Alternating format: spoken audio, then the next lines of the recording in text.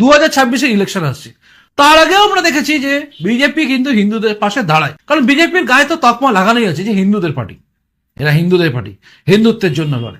সেই বিজেপি বারংবার হিন্দুদের পাশে দাঁড়াচ্ছে, কিন্তু বঙ্গে যে সমস্ত হিন্দুরা আছে তারা কি বিজেপিকে নিয়ে ভাবছে?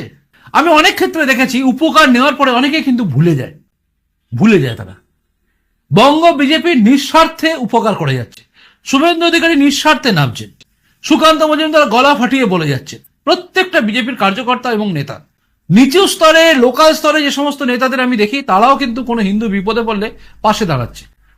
তার ভোট আসবে কি আসবে না ভাবছে না, অর্থাৎ ভোটটা তাদের কাছে ফ্যাক্টর নয়, তাদের পাশে দাঁড়াচ্ছে। কিন্তু প্রত্যেকটা মানুষের তো উচিত এটা নিয়ে ভাবা, সত্যি কি ভাবছে? কারণ আজও আমি দেখি বিভিন্ন চায়ের দোকান থেকে শুরু করে সব জায়গায় হিন্দুরাই আলোচনা করছে, সেখানে বলছে এবার ভোটে কি হবে বলা মুশকিল, বিজেপি এখানে সংগঠন কোথায়, বিজেপি এখানে কি আছে, এই আলোচনা করছে। মানে সংগঠন থাকলে তবে ভোট দেবো, কিন্তু যখন বিপদে পড়ছে সংগঠন দেখে কি বিজেপি আসছে? উত্তর হচ্ছে না, বিজেপি ঝাঁপিয়ে পড়ছে। তবে এই শ্রেণী, মানে যারা বলছে সংগঠন কোথায়, বিজেপির কি অবস্থা, এই শ্রেণীটা একটু কম, এটা একটা শুভ লক্ষণ। কিন্তু বাদ বাকি সবাই চোরাগপ্তা, সবাই বুঝে গেছে যে এই রাজ্যে বিজেপি না হলে মুশকিল আছে।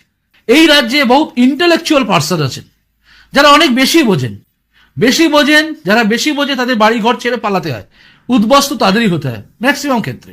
বাংলাদেশ থেকে যারা চলে এসেছিল ম্যাক্সিমাম দেখবেন তারা ইন্টেলেকচুয়াল পার্সন ছিল, মানে বেশি বোঝে, তাদের জন্য মানুষ মরেছে।